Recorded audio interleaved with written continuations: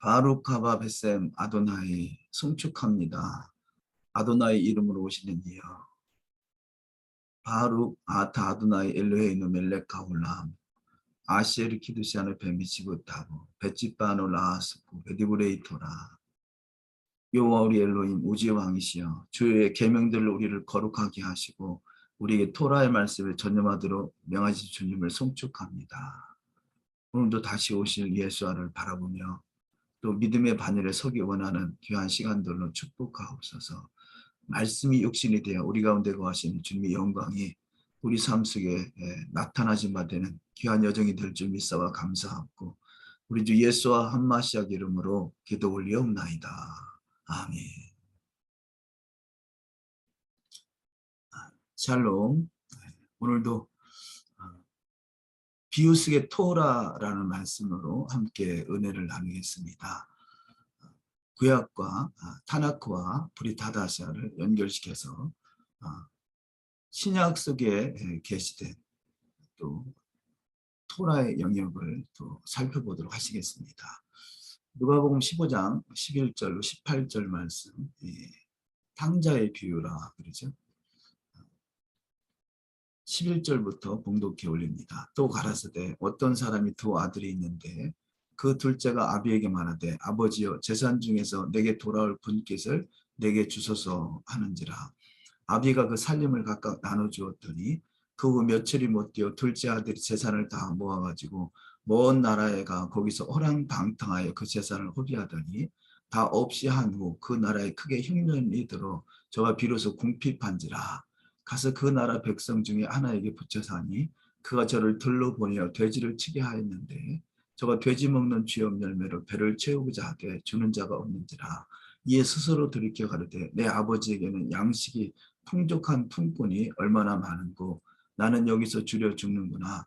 내가 일어나 아버지께 가서 이르기를 아버지여 내가 하늘과 아버지께 죄를 얻었사오니.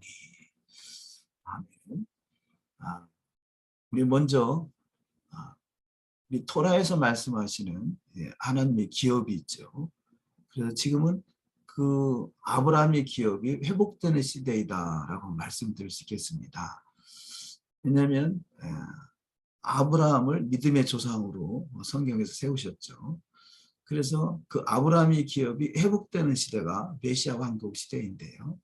우리가 지금 메시아 왕국 시대에 임박한 그 시점에 살고 있기 때문에 마지막 시대인 것은 바로 메시아 왕국의 기점에서 이루어질 아브라함의 기업이 회복돼 가고 있다는 거죠. 그래서 창세기 15장 18절에 아브라함의 기업을 보시면 그날에 여호와께서 아브라함과 더불어 언약을 세워 이르시되 내가 이 땅을 애굽 강에서부터 그 큰 강 유브라데까지 내 자손에게 주느니. 아멘. 그래서 아브라함의 기업은 그 경계가 애굽 강에서부터 그 큰 강 유브라데까지 도성이 있는 장소, 도성, 하나님이 거하실 처소, 그것이 애굽 강에서부터 그 큰 강 유브라데까지라고 말씀하시는데요. 레위기 26장 42절 말씀에 내가 야곱과 맺은 내 언약과 이스라엘과 맺은 내 언약을 기억하며 아브라함과 맺은 내 언약을 기억하고 그 땅을 기억하리라. 그래서 아브라함의 언약은 야곱과도 맺은 것이고 이삭과도 맺은 것이고 또 이스라엘과 맺은 언약이 되겠습니다. 그래서 지금이 그 아브라함의 기업이 회복되는 시대인 것을 깨달아 알 수 있는 것이요. 이사야 19장 23절 이하 말씀에 그날에 애굽에서 아수르로 통하는 대로가 있어 아수르 사람은 애굽으로 가겠고 애굽 사람은 아수르로 갈 것이며 애굽 사람이 아수르 사람과 함께 경배하리라. 그날에 이스라엘이 애굽 및 아수르와 더불어 셋이 세계 중에 복이 되리니 이는 만군의 여호와께서 복 주시며 이르시되 내가 애굽 내 백성 애굽이여 내 손으로 지은 아수르여 나의 기업 이스라엘이여 복이 있을지어다 하실 것입니다. 아멘. 보통 우리가 오늘 요즘에 기도하시는 분들이 이사야 19장에 중점으로 기도를 많이 하시죠. 그 이사야 19장의 말씀이 애굽에서 아수르로 통하는 대로가 놓이게 된다는 거죠. 그래서 애굽에서 아수르로 통하려면 반드시 이스라엘을 거쳐야 되죠. 그래서 애굽과 이스라엘과 아수르가 대로가 연결되는 그 시대. 그래서 하나님이 바로 이곳이 애굽에서부터 아수르, 그 이스라엘 통해서 아수르로 연결된 이곳이 바로 아브라함에게 허락한 기업인 거죠. 애굽강에서부터 그 큰 강 유브라데까지가 바로 애굽에서 아수르를 통해 아수르까지 가는 그 대로가 연결되는 곳이 되겠습니다. 그래서 지금 24절에 보시면 그날에, 그래서 성경에서 보실 때 그날이라는 표현은 바로 메시아 왕국 시대, 혹은 메시아 왕국 초입, 메시아 왕국이 이루어지는 세상에서 볼 때는 종말인 거죠. 그래서 그날에 혹은 이것을 종말에 혹은 큰 잔칫날에, 그래서 그날에 이스라엘이 애굽 및 아수르로 더불어 셋이 세계 중에 복이 되리니 이는 만군의 여호와께서 복 주시며 이르시되 내 백성 애굽이요. 그래서 하나님이 내 백성이라고 표현하죠. 이 애굽이 이스라엘을 430년간 종살이 시켰던 곳이잖아요. 그런데 하나님이 마지막 회복될 그 나라는 내 백성 애굽이요. 또 내 손으로 지은 아수르요. 북이스라엘이 포로로 끌려간 곳이 아수르가 아니겠어요? 또 이스라엘을 많은 전쟁을 통해서 짓밟았던 나라. 이렇게 애굽과 아수르가 이스라엘을 괴롭혔었던 시대가 있었음에도 불구하고 마지막 때 애굽이 회복되고 아수르가 회복되고 이것이 나의 기업 이스라엘이라 말씀하고 있다는 거죠. 이스라엘은 애굽에서부터 아수르까지. 그런데 사실 이제까지 한 번도 애굽에서부터 아수르까지 나의 기업 이스라엘이 회복된 적이 없었습니다. 그래서 과거에 있었던 것이 반드시 회복되는 나라가 메시아 왕국이고 메시아 왕국에서는 애굽에서부터 아수르까지가 온전히 회복되는 나라가 이루어지는 것이죠. 그곳에 진정 주님의 진정한 이스라엘은 그곳에 거하는 주님의 나라가 처소가 될 것이고 그곳에서 주님과 함께하는 기업이 되는 것입니다. 그래서 우리가 그 기업의 상속자가 되어야 될 것입니다. 이 말씀 동안 스가랴 10장에 보면 스가랴 10장이 우리가 마지막 시대 때 토라를 회복할 그 히브리 뿌리의 미션이라 할 수 있겠는데요. 그래서 스가랴 10장을 중요하게 여겨야 될 것입니다. 그래서 간략하게 보시면 10장 11절에 내가 그들이 고난의 바다를 지나갈 때 바다 물결을 치니 나일의 깊은 곳이 다 마르겠고 아수르의 교만이 낮아지겠고 애굽의 규가 없어지리라. 나일강, 아수르, 애굽 이게 다 등장하죠. 내가 그들로 나 여호와를 의지하여 견고하게 하리니 그들이 내 이름으로 행하리라. 나 여호와의 말이니라. 아멘. 그래서 이런 시대가 도래하는 이 시점이 마지막 그 아브라함이 기업이 회복되는 그 종말이 되겠습니다. 오늘 본문 말씀에 의지해서 우리가 읽었던 누가복음 15장에 있는 말씀을 중심으로 토라와 탕자의 비유를 연결시켜서 우리가 이해를 해보시겠습니다. 먼저는 이스라엘 국가는 아들이요 장자라 표현하시죠. 출애굽기 4장 22절 너는 바로에게 이르기를 여호와의 말씀에 이스라엘은 내 아들 내 장자라.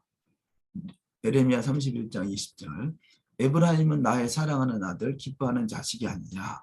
내가 그를 책망하여 말할 때마다 깊이 생각하노라. 그러므로 그를 위하여 내 마음이 측은한 즉 내가 반드시 그를 긍휼히 여기리라. 여호와의 말이니라. 아멘. 자, 그 본문에 누가복음 15장에 두 아들이 등장하죠.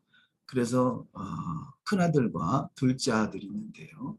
누가복음 15장 11절 또 가라사대 때 어떤 사람이 두 아들이 있는데 그래서 이 두 아들은 토라적인 관점으로 유다와 에프라임으로 보는 것입니다. 그래서 유다는 보통 우리가 남유다, 또 에프라임은 북이스라엘 표현하는 거죠. 그래서 남유다의 두 지파와 북이스라엘의 10지파 이것을 비유적으로 두 아들로 표현하고 있다는 거죠. 그래서 유다와 에프라임은 타나크의 역사잖아요. 그런데 이 유다와 에프라임이 그 아브라함 시대 때 또 이어져 와서 그 오늘날의 그 다윗 시대 때 다윗의 왕조 이것을 다윗의 왕국이라고 그러죠. 다윗의 왕국 혹은 다윗의 장막 이렇게 표현하는데요. 다윗의 장막 시대 때는 유다와 에프라임이 하나, 원룸엔 하나를 이루었었어요. 그런데 그 이후에 솔로몬 시대의 어떤 정치적인 문제로 인해서 그 이후에 두 나라가 갈라지게 되죠. 그래서 남유다와 북이스라엘이 갈라졌는데 지금까지도 남유다와 북이스라엘이 정치적인 문제로 인해서 아직도 하나 되지 못하고 있는 상태입니다. 이것이 마지막 시대 때 남유다와 북이스라엘이 회복되는 하나가 되는 시대가 메시아 왕국 시대인 거죠. 그래서 그것을 다윗의 장막이다 이렇게 표현한 것입니다. 다윗의 장막 혹은 다윗의 천막 이렇게 표현해서 또 기도하시는 분들이 다윗의 장막 회복을 위해서 기도하는 것은 바로 남유다와 북이스라엘이 12지파가 하나로 회복되는 것을 말하는 것이고 이 남유다와 북이스라엘이 회복되는 것 이것이 히브리 뿌리이고 또 투하우스인 것입니다. 그래서 히브리 뿌리라는 단어나 투하우스는 바로 남유다와 북이스라엘이 회복되고 또 우리가 그곳에 접붙임을 받아서 아브라함의 기업이 회복되는 시대인 것이죠.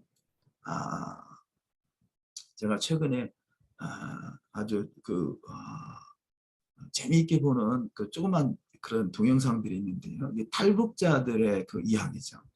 이 탈북자들의 이야기를 보면서 또 많은 것을 생각하게 되고 또 많은 것을 또 도전을 받게 되는데요. 북한에 있는 사람들은 어떤 정치적인 그런 미혹이라 할 수 있겠죠. 미혹. 저들은 잘못된 사상으로 인해서 북한이 최고인 줄 알아요. 그렇게 폐쇄된 사회에 살고 있어요. 그런데 하나 둘 여러 가지 또 경로나 특별히 요즘에는 어떤 드라마나 또 이런 조그만 유튜브 동영상이나 이런 걸 통해서 많은 사람들이 깨닫고 있다고 그래요. 근데 그 깨달은 사람들을 우리가 얼마나 많이 미혹당하고 살았을까라고 생각하고요. 깨달은 사람들의 관점에서 볼 때 이 남조선에 있는 이 남한은 그야말로 천국이다라고 이렇게 여기고 있어요. 자, 깨닫지 못하는 사람은 남조선은 다 못 사는 나라고 가난한 나라고 아주 망할 나라로 생각하고 있는데 깨달은 사람들의 관점에서는 그곳이 천국이라는 거죠. 그래서 북한에서 바라보는 남한은 천국이라 여길 수 있는 것 같지요. 믿는 사람이 바라보는 자 믿지 못할 때는 믿지 못하는 사람은 혹은 믿으나 깨닫지 못하는 사람은 이스라엘을 아주 이미 그곳은 망한 곳이고 대체된 곳이고 이렇게 생각하는데 진정한 깨달음을 얻는 사람에게는 이스라엘이 나의 기업이라는 것을 깨닫게 되는 거죠. 그래서 북한에서 어떻게 해서라도 목숨을 걸고 탈북해서 남한으로 넘어오는 사람들이 있는 것은 그만큼 가치가 있기 때문이죠. 우리가 아브라함의 기업이 회복되는 것은 우리가 그만큼 북한에서 남한으로 넘어오는 것 이상의 가치가 있는 것입니다. 왜냐하면 북한에서 남한에 넘어오는 것은 살아있는 동안에 필요한 일이지만 우리가 이스라엘이 회복되는 것, 아브라함의 기업이 회복되는 것은 이 영원한 기업이기 때문에 그렇습니다. 그래서 얼마나 가치가 있겠어요.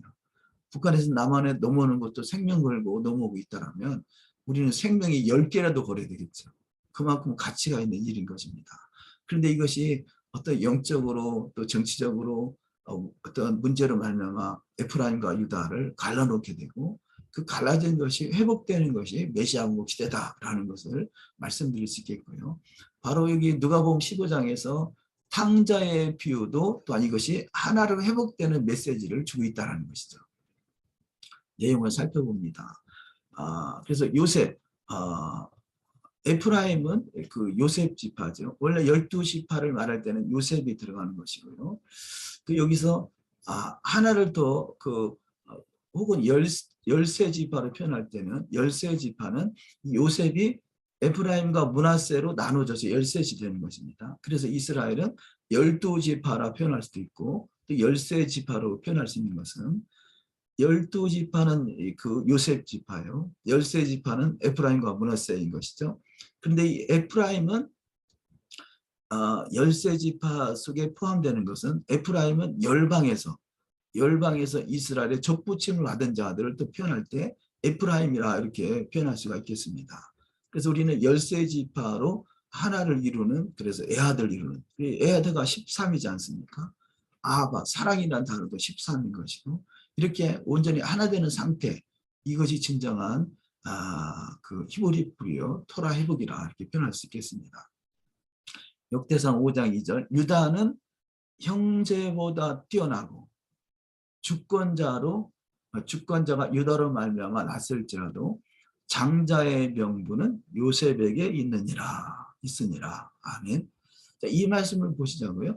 역대상 5장 2절에는 자, 유다 지파를 통해서 형제보다 뛰어난 주권자 예수아가 오셨습니다. 그래서 유다 지파는 메시아를 잉태케 하는 아주 중요한 지파가 됐습니다만 유다는 형제보다 뛰어나고 주권자가 유다라는 말만 나왔지만 그런데 이스라엘은 장자라 그러죠. 장자의 명분은 요셉에게 있으니라 라고 말씀하고 있어요. 그래서 어찌 보면요.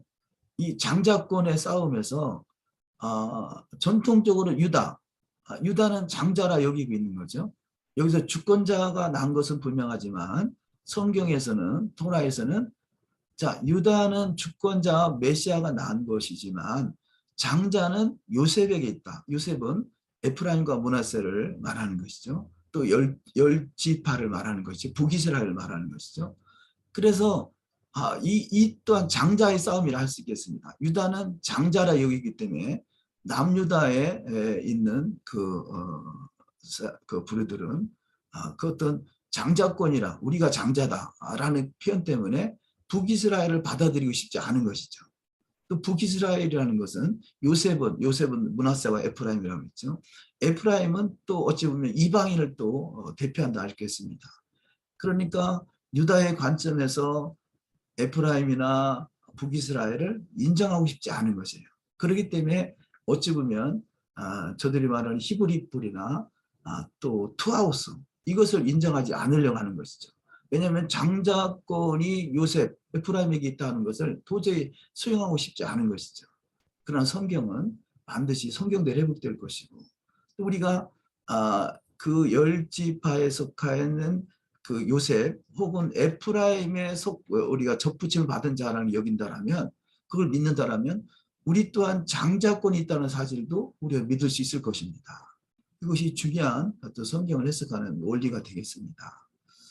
자, 계속해서 보십니다. 누가복음 15장 12절 그 둘째가 아비에게 말하되 아버지여 재산 중에서 내게 돌아올 분깃을 내게 주소서 하는지라 아비가 그 살림을 각각 나누어 주었더니 여기 둘째는 에프라임이라 표현했는데요. 북이스라엘 열 지파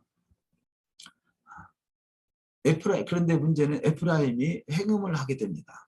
그래서 그가 재산을 받아서 세상에 나가서 호랑방탕하게 되죠. 이것을 토라적인 해석으로 보시면 에스겔 23장 2절 인자야 두 여인이 있었으니 한 어미의 딸이라. 에스겔 23장 3절 그들이 애굽에서 행음하되 어렸을 때 행음하여 그들의 유방이 눌리며 그 처녀의 가슴이 어루만진 바 되었었나니 그 이름이 형은 오홀라요 아우는 오홀리바라. 그들이 내게 속하여 자녀를 낳았나니 그 이름으로 말하면 오홀라는 사마리아요 오홀리바는 예루살렘이니라. 자, 여기 좀 이상한 표현이 있어요. 오홀라가 형이라 말하고 있고요. 오홀리바가 예루살렘이라고 말하고 있어요. 우리가 전통적으로는 예루살렘이 유다니까 이것이 형이라고 볼 수 있겠는데 그런데 에스겔서에서는 오홀라를 형인데 또 사마리아라 표현하고 있죠. 그래서 뭐 정확하지는 않습니다만 이것이 종말의 때를 표현하고 있지 않을까 그런 생각을 갖는 것은 우리 역대상 5장에서 본 말씀과 같이 장자는 요셉에게 있느니라 라고 말씀한 것 같이 요셉은 에프라임과 므낫세를 표현하죠. 그래서 이것이 과거에 있었던 사건이 아니라 미래에 이루어질 일을 말씀하고 있지 않은가. 그래서 오홀라는 사마리아고 북이스라엘인 거죠.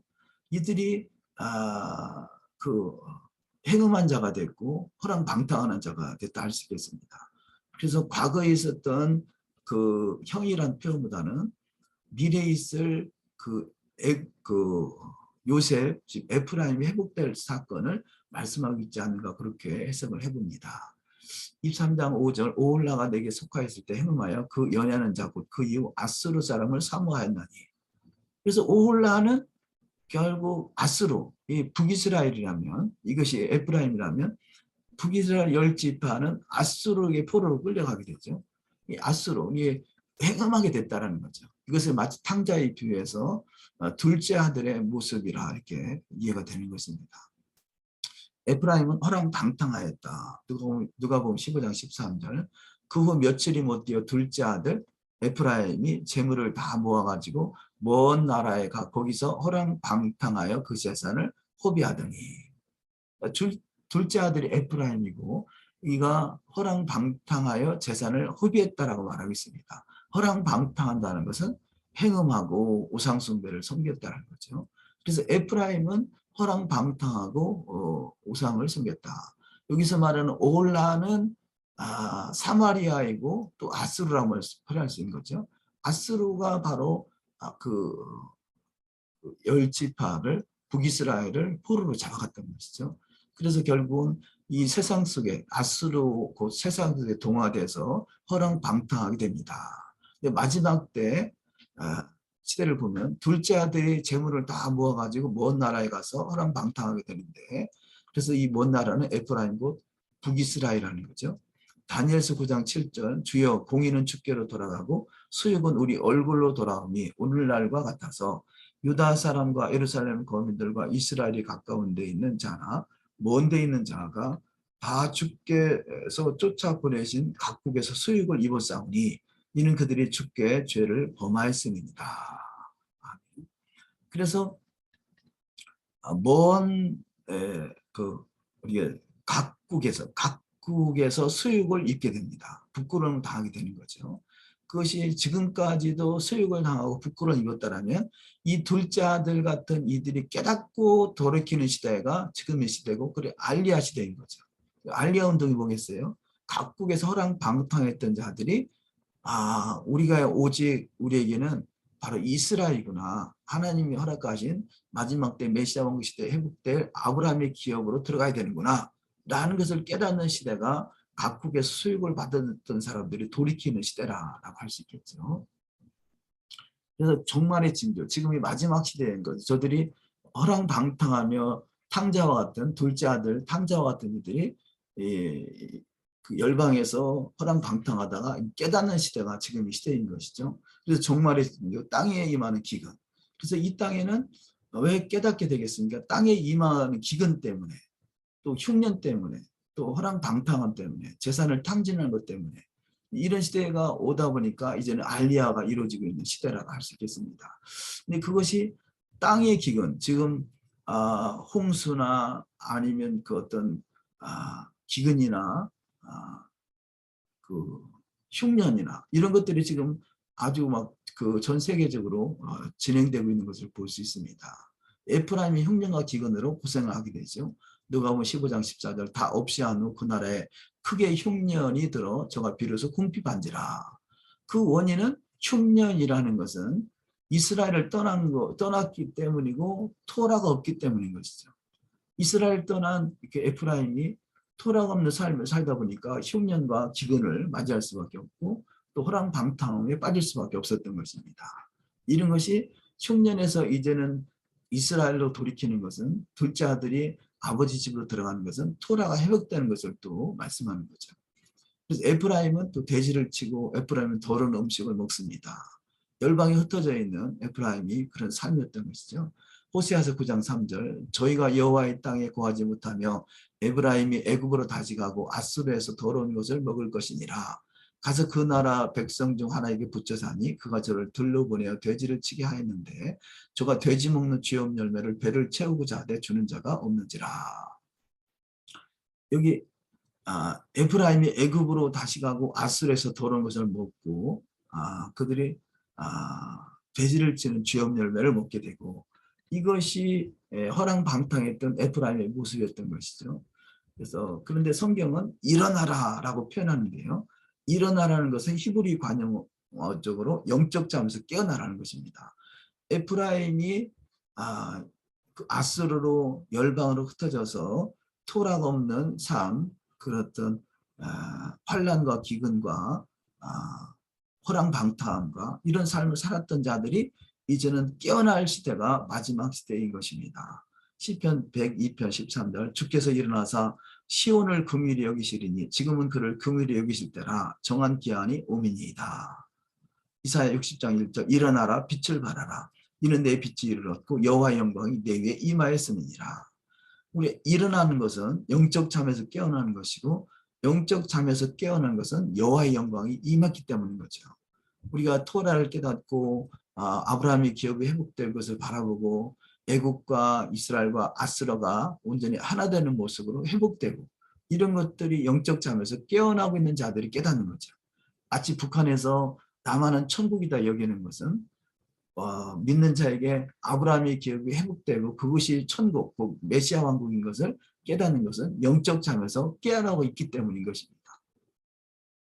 예레미야 31장 6절 에브라임 산 위에서 파수꾼이 외치는 날이 이를 것이라 이르기를 너희는 일어나라 우리가 시온에 올라가서 우리 하나님 여호와께로 나아가자 하리라.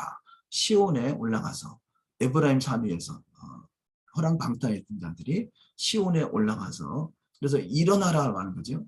영적 잠에서 깨어나라. 우리가 시온에 올라가서 우리 하나님 여호와께로 나아가자.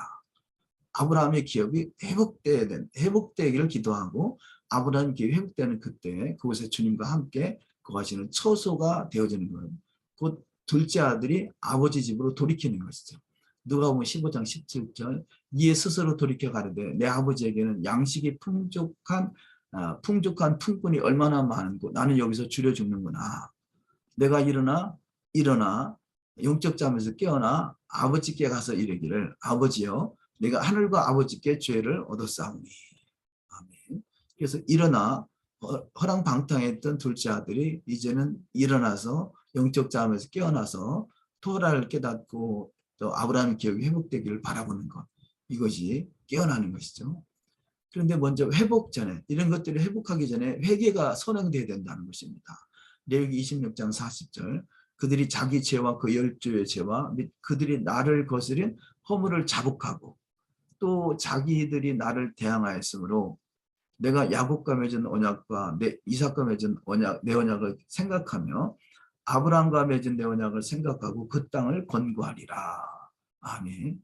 그래서 나를 거스린 허물을 자복하고 재산을 받아서 열방으로 흩어져서 호랑방탕했던 모든 것을 자복하고 내 아버지들 집으로 돌이키는 것, 또 토라가 회복되는 것, 이것을 회개하는 것이죠. 회개하고 또 회복이 돼야 되는 것입니다. 그래서 우리는 회개한 자가 토라가 회복될 수 있는 것이죠. 에브라임은 아버지께 토라를 따르지 않은 죄를 회개하였다. 누가복음 15장 18절 내가 일어나 아버지께 가서 이르기를 아버지여 내가 하늘과 아버지께 죄를 얻었사오니. 비로소 둘째 아들이 깨닫게 됩니다. 근데 여기서 그 누가복음 15장의 탕자의 비유를 보면 둘째 아들은 깨닫고 돌이켜서 자기 자신을 돌아볼 수 있었지만 어쩌면 큰 아들은 그때까지 깨닫지 못하고 둘째 아들을 그 송아지를 잡아서 이렇게 맛있게 먹이는 것에 대해서 시기가 일어나죠. 그 말은 무엇이냐? 곧 큰아들도 본인은 본토에 있기 때문에 다 그가 깨어난 자라고 생각했는데 사실은 그도 아직 영적 잠에서 자고 있는 상태를 알 수 있겠죠.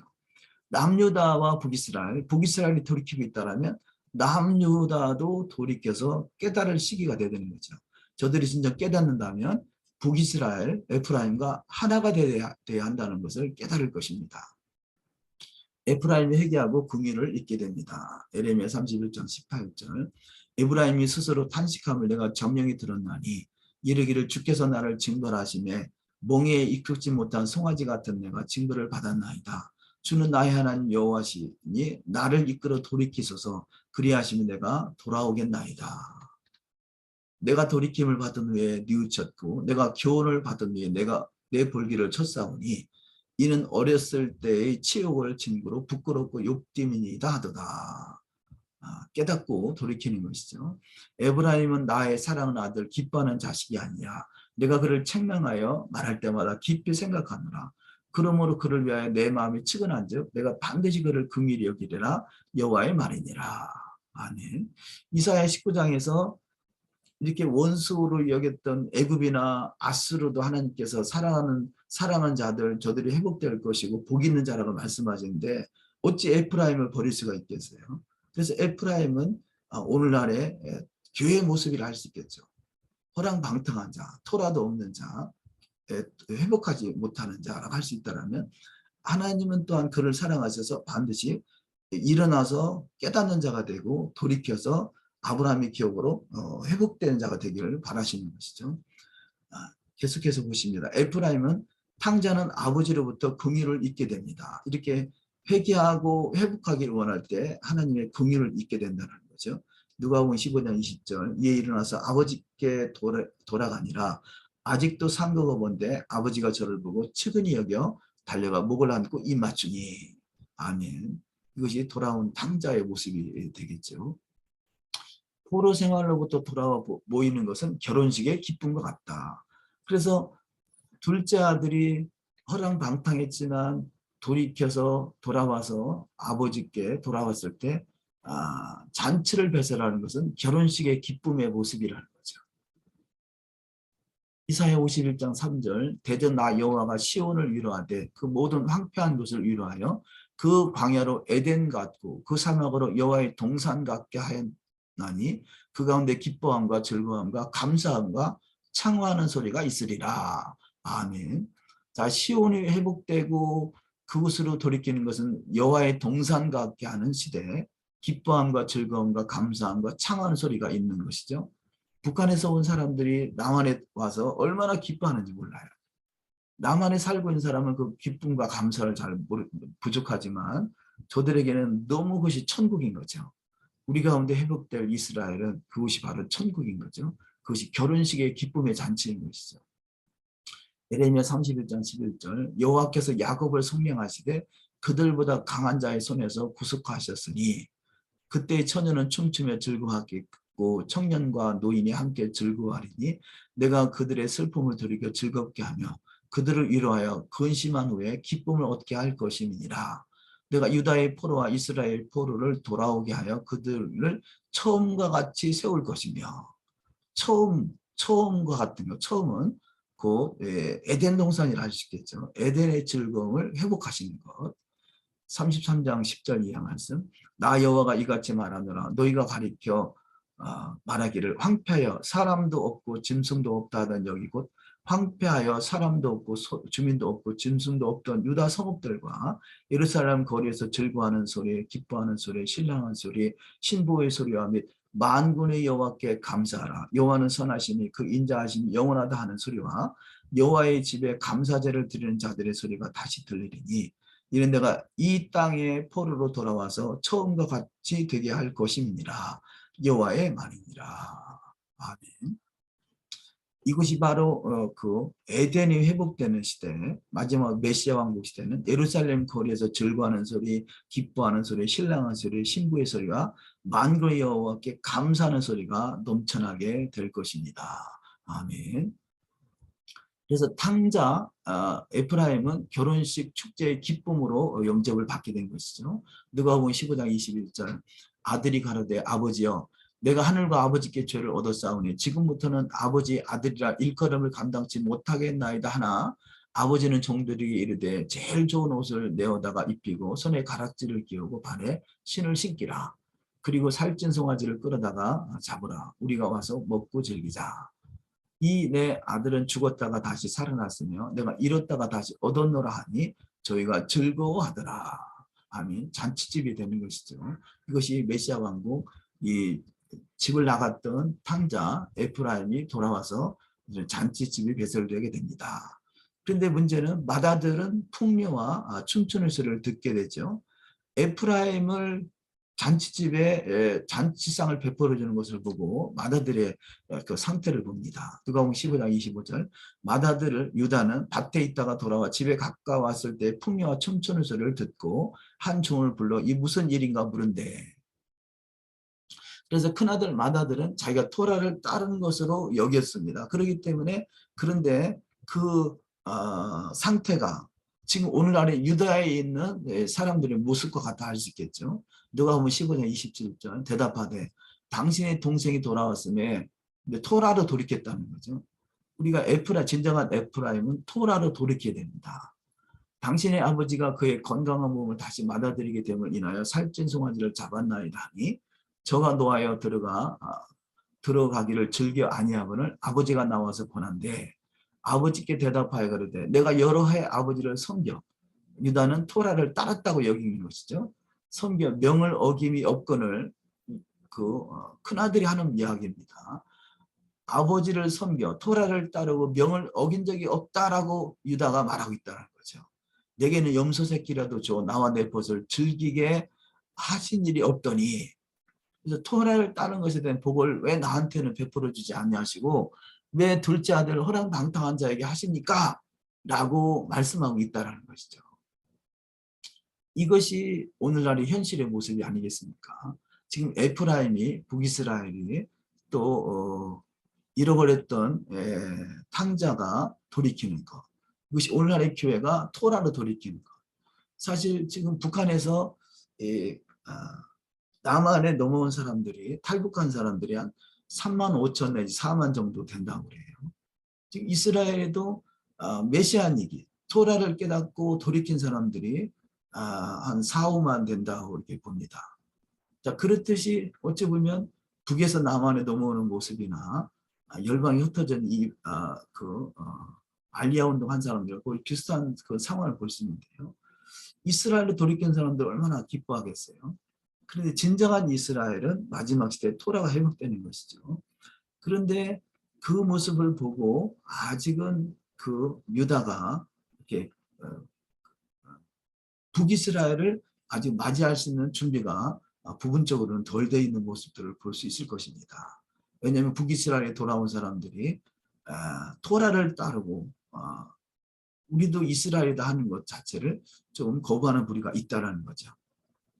그래서 이 지금 누가복음 15장에 있는 탕자의 비유를 통해서 현실을 우리가 볼 수 있겠고요. 이것이 마지막 시대 남유다와 북이스라엘이 회복되어야 되는 것이고 우리는 그 요셉에 속하는 므낫세와 에프라임 같은 그곳의 한 지파의 모습으로 열셋이 하나를 이루는 진정한 네아드의 모습으로 우리가 나타나게 될 것입니다.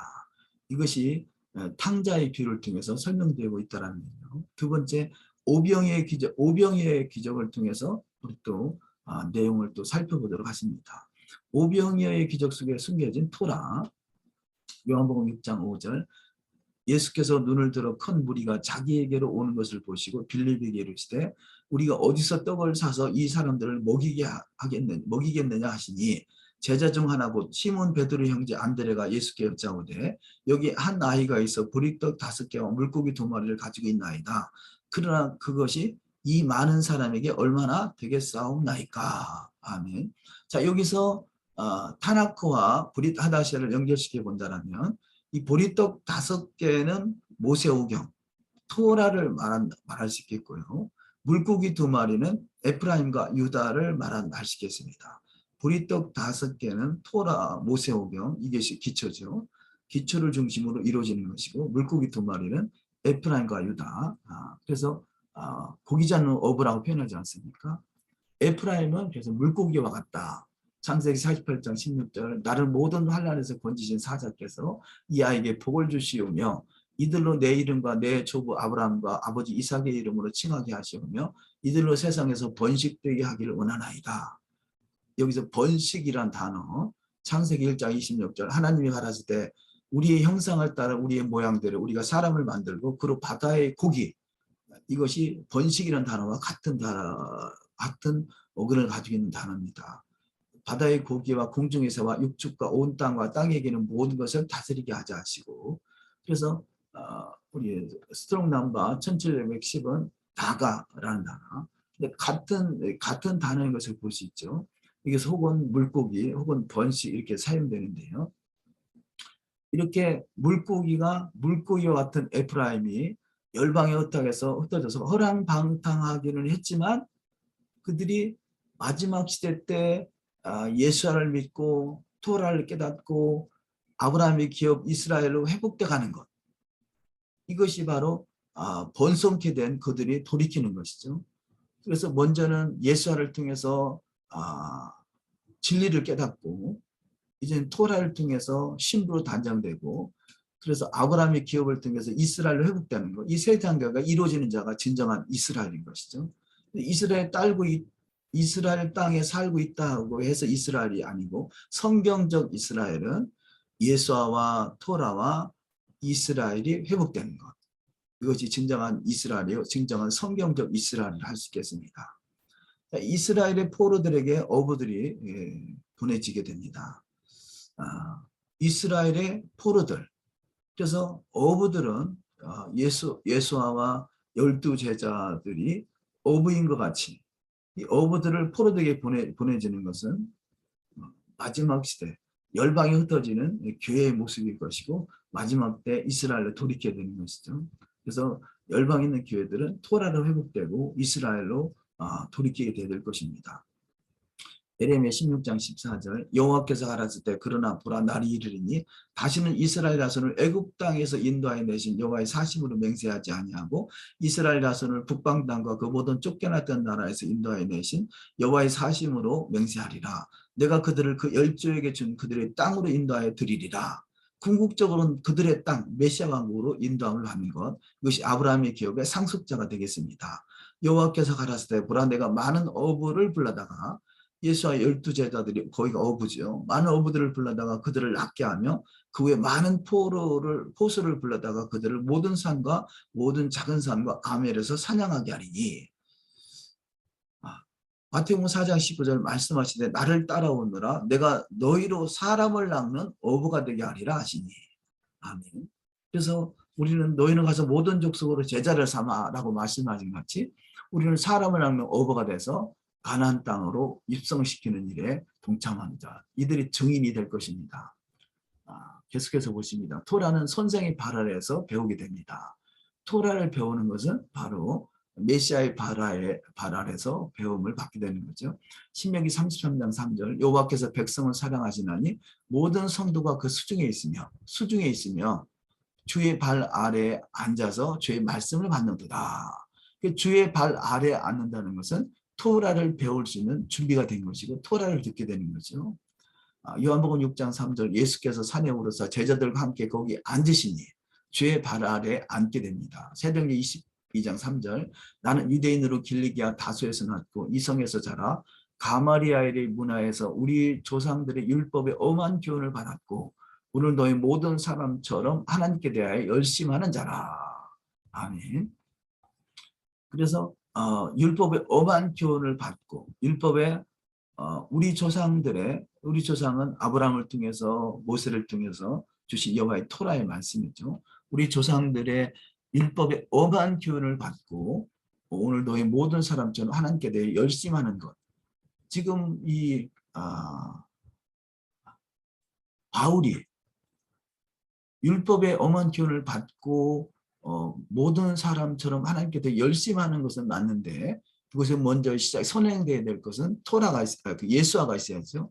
그래서 예수화 그다음에 율법의 엄한 교훈 또 하나님께 대하여 열심하는 것 이것이 우리한테 필요한 것이죠.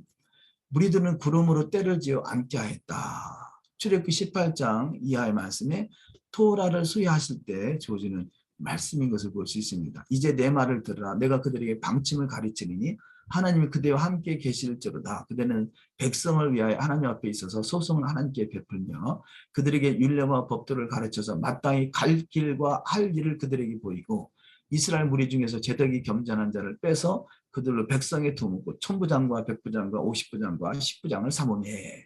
아멘. 율례와 법도를 가르쳐서 마땅히 갈 길과 할 일을 가진 자들을 통해서 천부장, 백부장, 50부장, 10부장을 세워지는 것을 볼 수 있습니다. 마가복음 6장 39절 제자들을 명하사 그 모든 사람으로 때를 지어 푸른 잔디 위에 앉게 하시니 혹 때로 혹 100씩 혹 50씩 이 모습은 천부장, 백부장, 50부장, 10부장의 그런 모습이라 할 수 있겠죠. 잔디는 땅을 상징합니다. 요한복음 6장 10절 예수께서 가라사대 이 사람들로 앉게 하신데 그곳에 잔디가 많은지라 사람들이 앉으니 수위가 5천쯤 되더라. 이사야 40장 6절 말하는 자의 소리여 가르되 외치라 대답하되 내가 무엇이라 외치리이까 가르되 모든 육체는 풀이요 그 모든 아름다움은 들의 꽃 같으니. 그래서 잔디, 풀, 이런 것은 이 땅에서 이루어질 일인 거죠. 떡을 나눠주는 것은 토라를 가르치는 것이다. 요한복음 6장 11절. 예수께서 떡을 가져 축사하신 후에 앉은 자들에게 나눠주시고 고기도 그렇게 저에게 원대로 주시다. 축사하시고 앉은 자들에게 나눠주시는 것은 토라를 가르치는 것. 그래서 토라는 먹는다 그러죠. 말씀을 먹는다 그럽니다. 말씀을 먹고 남은 조각을 거두고. 그래서 오병이어는 토라를 가르침이라면 남은 조각을 거두는 것은 이방인 같은 우리에게 주어지는 것. 이것을 말씀할 수 있겠죠.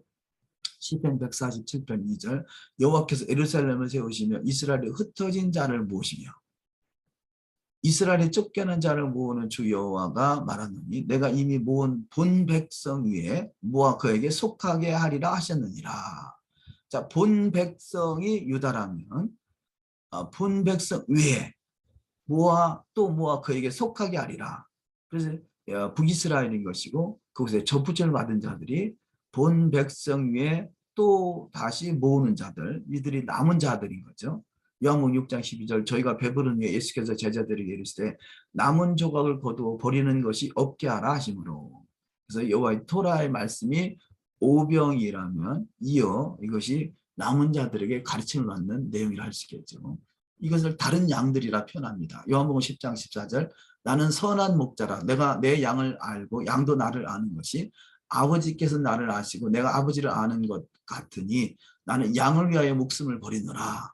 또 이 우리 유대인 큰아들이라면 이 우리에 들지 아니한 다른 양들, 이방인들, 에프라임들, 열방에 흩어져 있는 자들, 잃어버린 자들, 이 내게 있어 내가 인도하여야 할 터이니 저희도 내 음성을 듣고 한 무리가 되어 한 목자에게 있으리라. 한 목자, 한 음성, 한 토라를 가지고 다 이스라엘 아브라함의 기업에 몰려오는 것. 이것이 진정한 아브라함의 기업의 상속자라 할 수 있겠습니다. 그래서 우리가 어떻게 이스라엘 땅으로 들어갈 것인가 하는 것은 다음 기회에 또 나누도록 하겠습니다.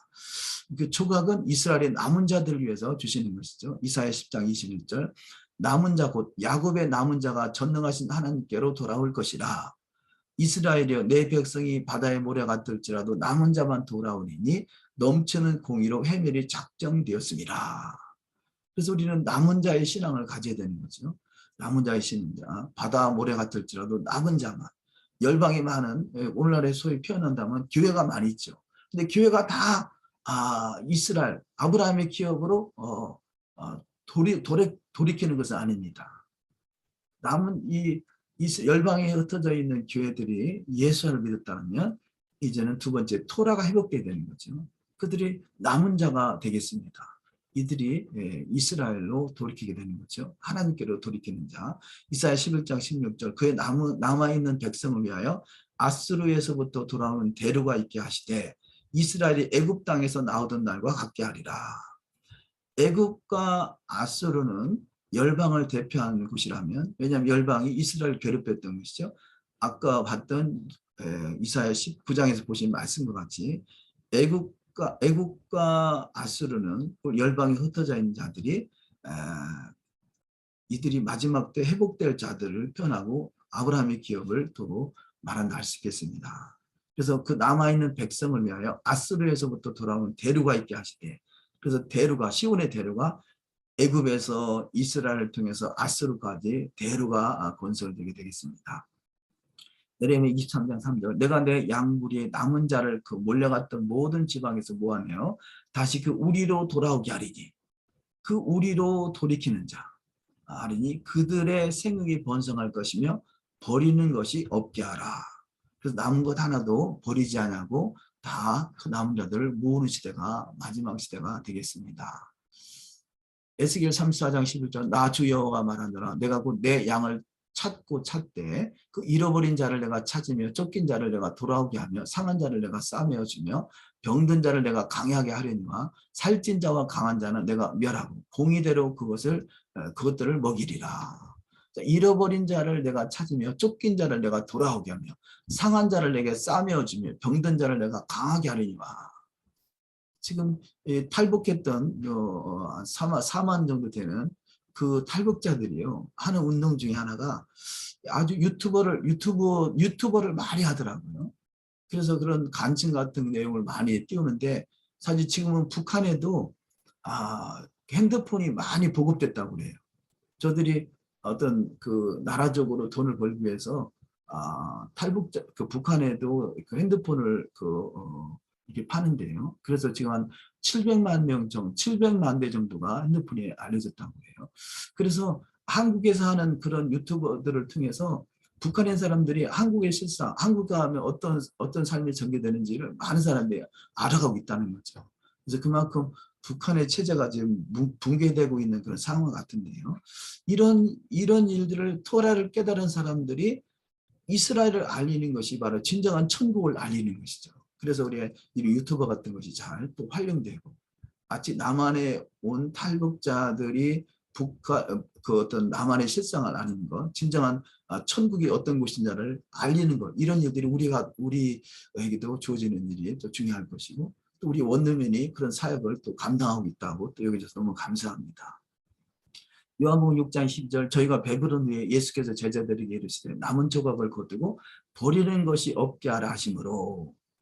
그래서 에프라임은 잃어버렸고 열방에 동화되었지만 하나님께서 이들을 돌이키게 하시는 것, 이들이 이런 운동들이 지금 우리 가운데 이루어지고 있는 것이죠. 호세아서 1장 2절 여호와께서 비로소 호세아로 말씀하시니라. 여호와께서 호세아에게 이르시되 너는 가서 음란한 아내를 취하여 음란한 자식들을 낳아라. 이 나라가 여호와를 떠나 크게 행음함이니라. 여호와께서 호세아에게 이르시되 그 이름을 이스라엘이라 하라. 죽음에 내가 이스라엘의 피를 예후의 집에 갚으며 이스라엘 족속의 나라를 피할 것임이니라. 이것이 2000년 동안 있었던 사건이라면 마지막 때 이것이 다시 회복되는 거죠. 피한다는 것은 없앤다는 게 아니라 타락시킨다는 것, 열방에 흩뜬다는 그런 의미가 되겠습니다. 호세아서 7장 8절 에브라임이 열방에 혼잡되니 저는 뒤집지 않은 전병이로다. 뒤집지 않아서 다 타버린 것 같은 전병과 같은 이 북이스라엘에 따르면 그것이 남은 자가 되어 이들이 진정한 탕자와 같이 깨닫고 돌이키는 시대라 할 수 있겠죠. 미가서 5장 7절 야곱의 남은 자는 많은 백성 중에 있으리니 그들은 여호와에게로서 내리는 이슬 같고 풀이에 내리는 단비 같아서 사람을 기다리지 아니하며 인상을 기다리지 아니할 것이며. 그래서 야곱의 남은 자는 많은 백성 중에 있게 되는데 그들은 여호와에게로서 내리는 이슬 같고 풀이에 내리는 단비 같아서. 그래서 이들이 돌이키고 회복돼가는 시대가 히브리 뿌리 토라 회복의 시대예요. 여기 지금 오늘 표현한 그 오병이의 기적을 통해서 오병이의 토라가 회복되고 12강전이 두 아들 에프라임 문학세 유다와 에프라임 이들이 12강줄에 있는 12지파와 같이 회복되는 시대가 지금 이 시대를 할 수 있겠습니다. 요한복음 6장 13절 이에 거두니 보리떡 5개로 먹고 남은 조각이 12바구니에 찼더라. 하나도 버리지 아니었다는 거죠. 하나님께서 이스라엘 남은 자들을 하나도 버리지 아니하고 다 회복하게 하실 것입니다. 지금의 탈북자들이 남한에서 유튜버를 하는 것은 어떻게 해서라도 한 사람이라도 저들이 회복해서 진정한 천국 같은 남한으로 돌이키게 하는 것이죠. 이런 사역들, 우리의 현실적으로 벌어지는 이런 사역들이 우리 가운데 반드시 이루어질 일이고 우리가 앞으로 우리 가운데 큰 비전을 가지고 진정한 이스라엘, 진정한 아브라함의 기업이 회복되는 일을 우리가 전심으로 해야 될 것입니다. 이 세 번째 벳세다의 소경과 토라의 말씀은 다음 기회에 시간상 다음 기회에 전하도록 하시겠습니다. 결론의 말씀을 보시겠습니다. 결론의 말씀 보시면 탕자의 비유를 통해서 첫 번째 에프라임은 탕자의 모습으로 나타나게 되죠. 두 번째 에프라임은 행음하고 우상을 섬기게 됩니다. 이 에프라임이 원래 이스라엘에 있는 그 12지파 중에 북이스라엘인 것이죠. 그 북이스라엘 대표하는 에프라임입니다.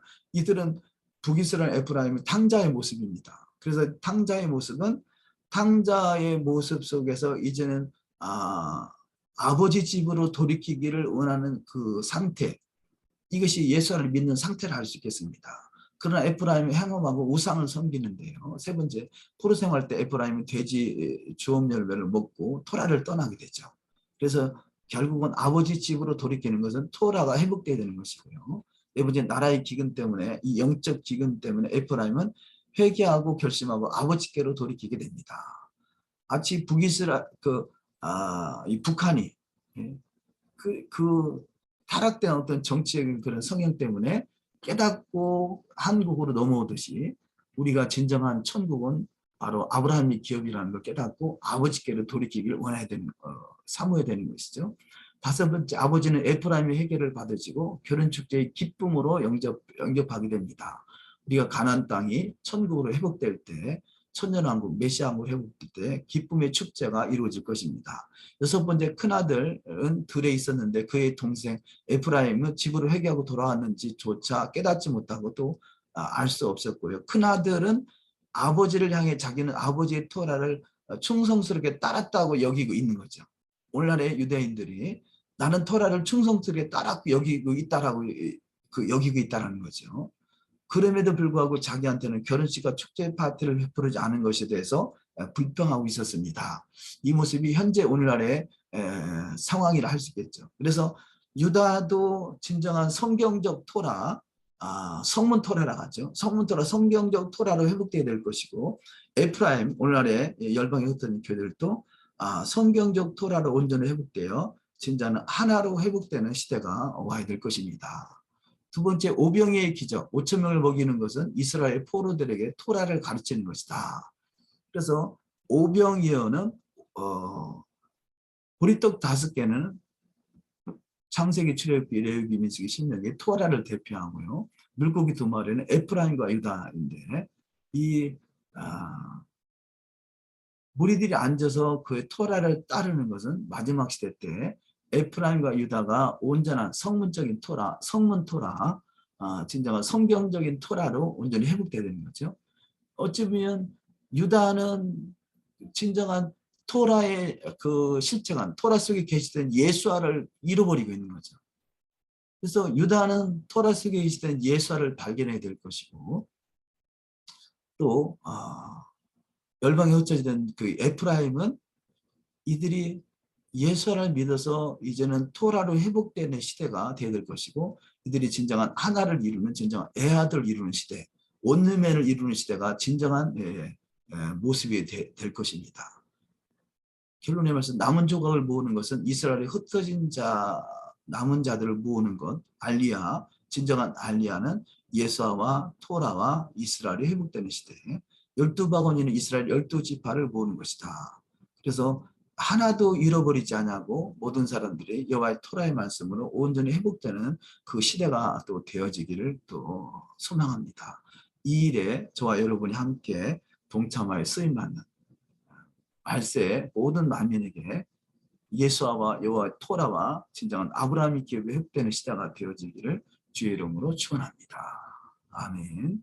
기도하십니다.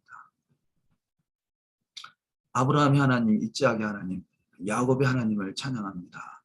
진정한 이스라엘이 되어 아브라함의 기업이 회복되게 하시고 탕자의 뷰에서 둘째 아들과 같은 우리 모습 속에서 이제는 예수를 믿고 토라가 회복되어 진정한 이스라엘 아브라함의 기업으로 들어가 천국 잔치, 혼인 잔치를 베푸는 놀라운 역사가 우리 삶 가운데 펼쳐지고 이 일을 위해서 사모하는 심령으로 더욱더 나아갈 때 하나님의 영광이 더욱더 나타날 수 있는 영광의 보좌에 이를 수 있는 모든 여정이 다 될 줄 믿사옵나이다. 감사하고 우리 주 예수와 한 마시아 이름으로 기도 올리옵나이다. 아멘.